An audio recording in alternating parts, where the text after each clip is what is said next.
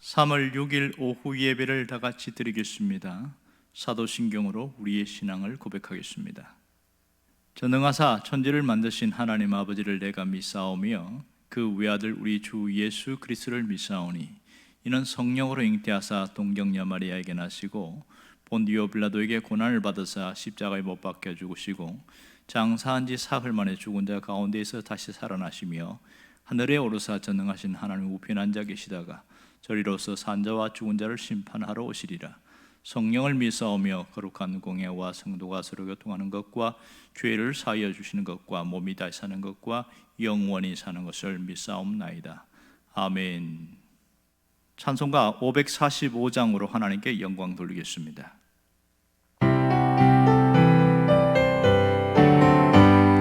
이 눈에 아무 증거 아니 배어도 믿음만을 가지고서 늘 걸으며 이 귀에 아무 소리 아니 들려도 하나님의 약속 위에 서리라.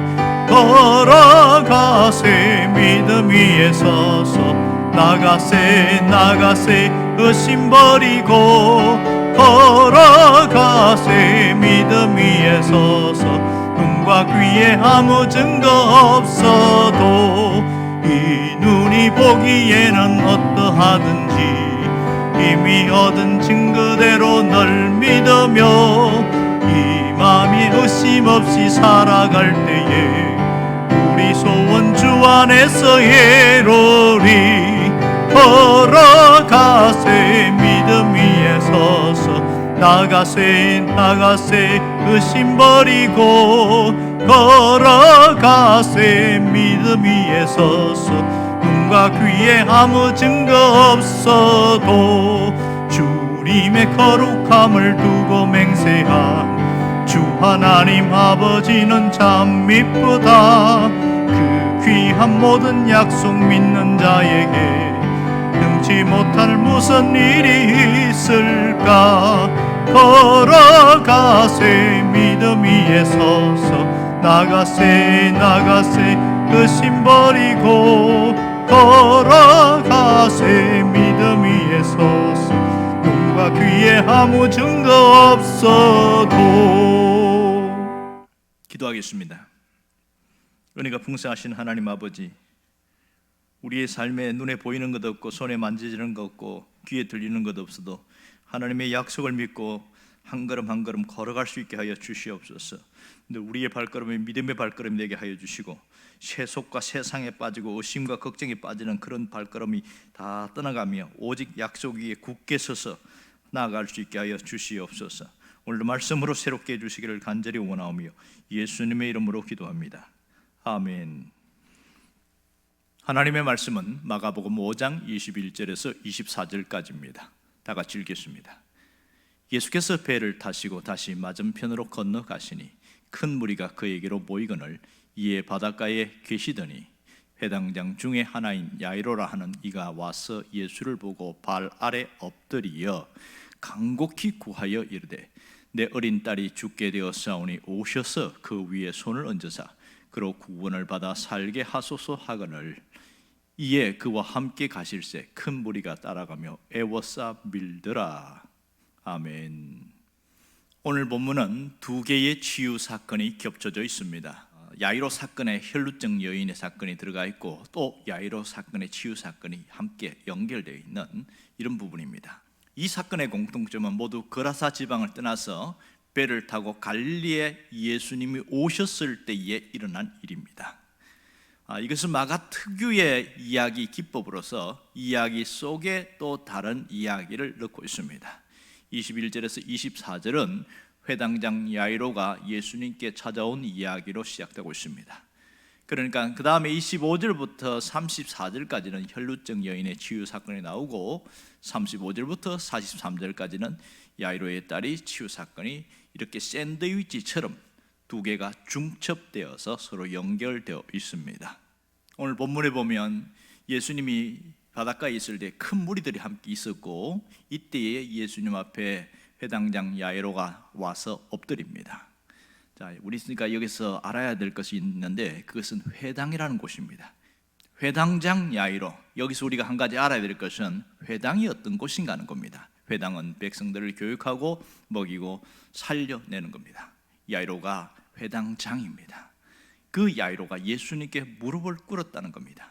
22절을 보면 회당장 중에 하나인 야이로라 하는 이가 와서 예수를 보고 발 아래에 엎드려 이렇게 말을 하고 있습니다. 이 야이로는 예수님께 나와서 무릎을 꿇고 외칩니다. 뭐라고 외치지요? 내 어린 딸이 죽게 되었나이다. 이 어린 딸을 살려달라는 거죠.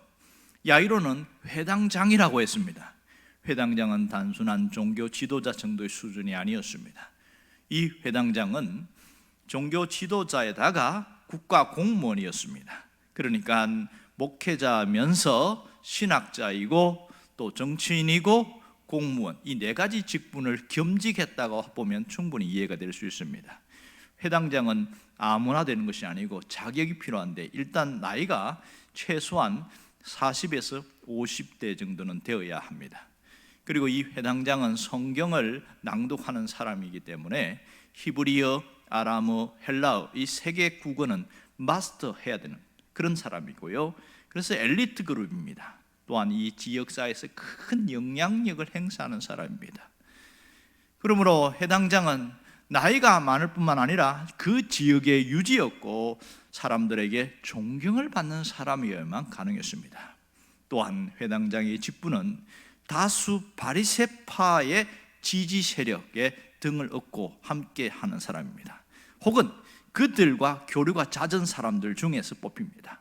아무나 맡을 수 있는 직분이 아니라는 사실이지요. 이런 직분을 가진 야이로가 예수님께 찾아왔습니다. 그것도 사적인 문제, 자신의 집안의 문제, 딸의 문제를 갖고 찾아온 것이지요. 이것을 갖고 찾아온 것은 문제가 되지 않지만 그 젊은 청년으로 보이는 그 예수님께 무릎을 꿇고 자신의 문제를 간청하는 모습에 대해 상당히 문제가 될 수 있습니다. 이것은 야이로의 명성에 엄청난 리스크를 줄 수 있는 그런 부분이라고 할 수 있습니다. 그들의 입장, 그들의 시각에 봤을 때 예수님은 누구일까요? 검증되지 않은 무명의 청년입니다. 검증되지 않은 나사렛의 청년이에요.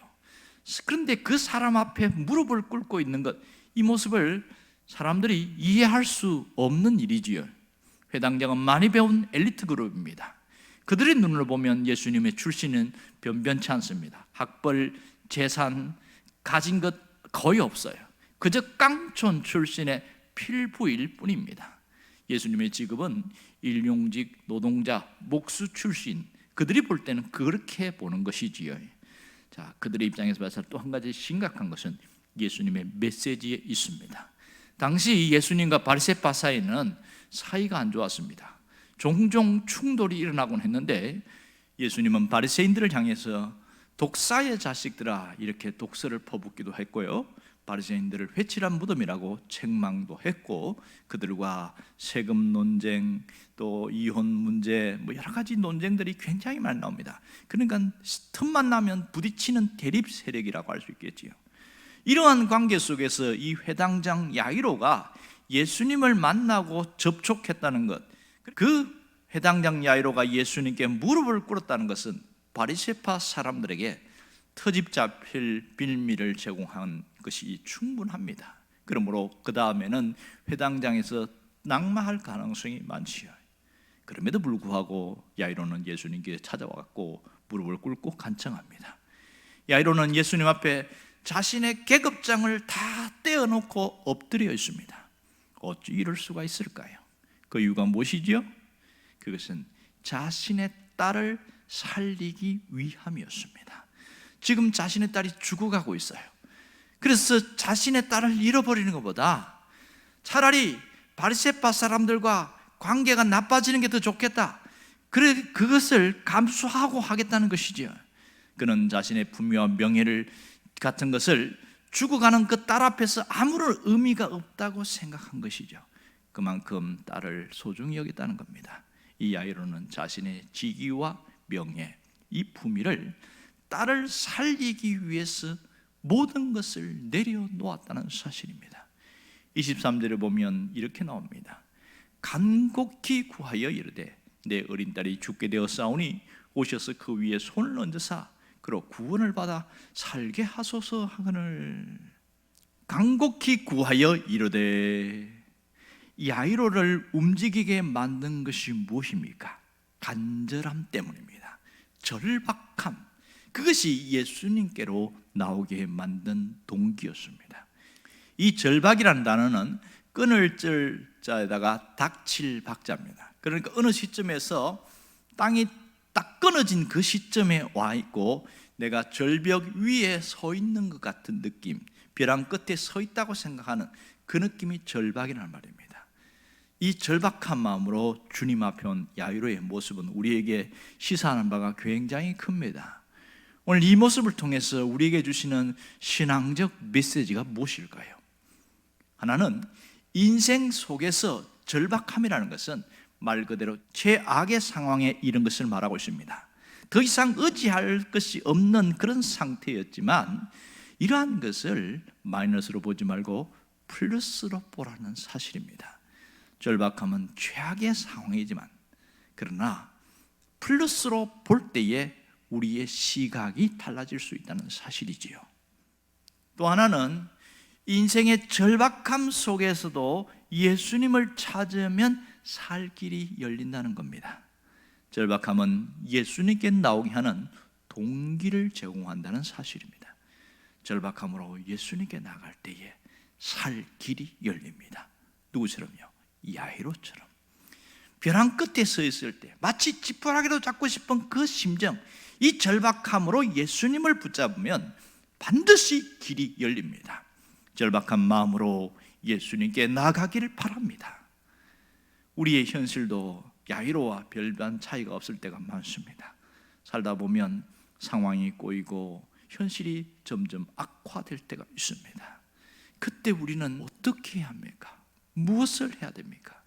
인생이 생각한 대로 계획한 대로 돌아가지 않을 때가 얼마나 많은지 몰라요. 모든 것은 내 생각한 대로 되어지지 않습니다. 사람들 중에 인생에서 아무 일도 일어나지 않을 것이라고 그렇게 생각하고 사는 사람은 아무도 없습니다.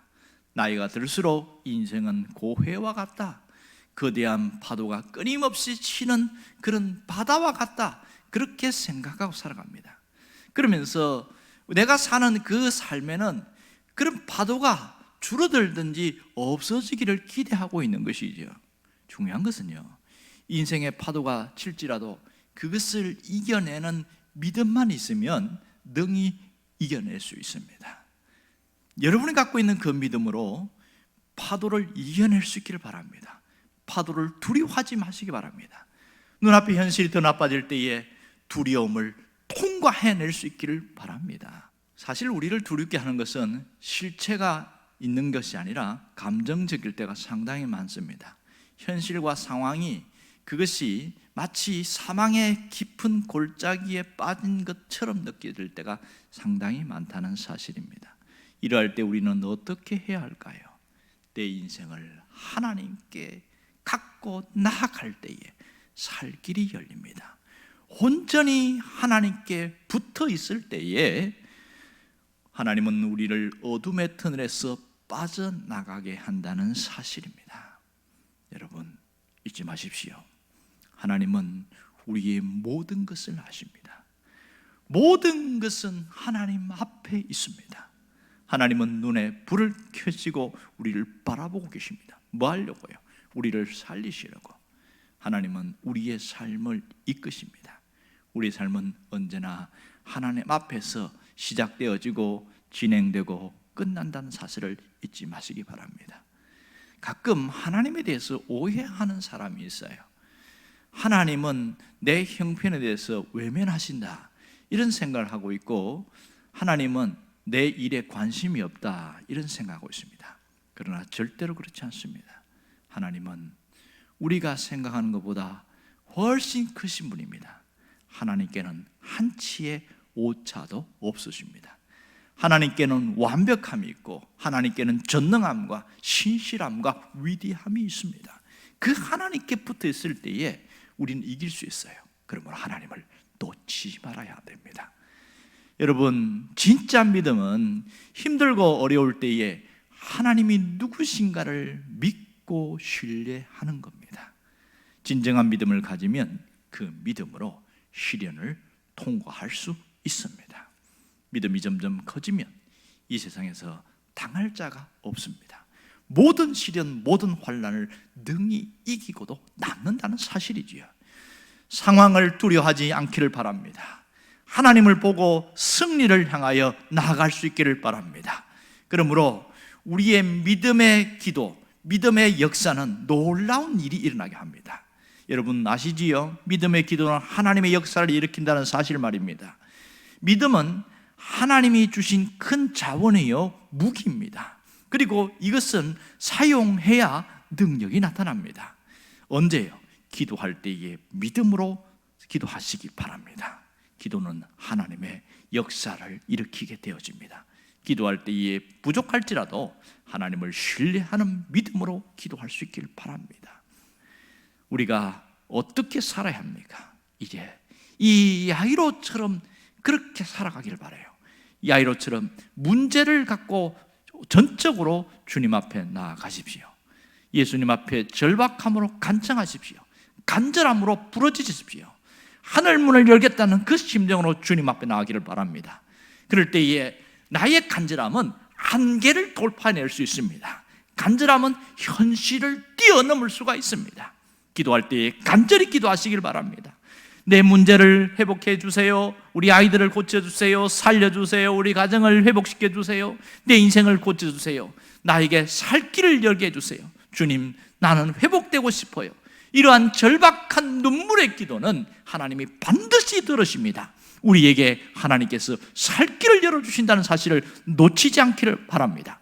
여러분이 문을 열고 회복의 자리로 나아가는 그런 주인공이 되기를 주의 이름으로 축원합니다. 기도하겠습니다. 살아계신 하나님 아버지, 오늘도 인생의 문제를 가지고 고통과 아픔 속에 살아가는 사람들이 많습니다. 하나님, 야이로는 자신의 체면과 명예와 지위를 내려놓고 예수님 앞에 나와서 이 문제 해결을 위해서 엎드렸습니다. 결국은 주님께서 그 문제를 해결하신 것을 기억합니다. 우리의 삶의 문제도 하나님 앞에 갖고 나오기를 원하며 우리에게 주신 하늘의 문을 여는 열쇠를 가지고 간절함으로, 절박함으로, 진실함으로 주님 앞에 나와서 모든 문제를 해결하는 자가 되게 하여 주시옵소서. 예수님의 이름으로 기도합니다. 아멘. 주기도문 하겠습니다. 하늘에 계신 우리 아버지여, 이름이 거룩히 여김을 받으시오며 나라가 임하시오며 뜻이 하늘에서 이루어진 것 같이 땅에서도 이루어지이다. 오늘 우리에게 일용할 양식을 주시옵고 우리가 우리에게 죄 지은 자를 사하여 준 것 같이 우리 죄를 사하여 주시옵고 우리를 시험에 들게 하지 마시옵고 다만 악에서 구하시옵소서. 나라와 권세와 영광이 아버지께 영원히 있사옵나이다. 아멘.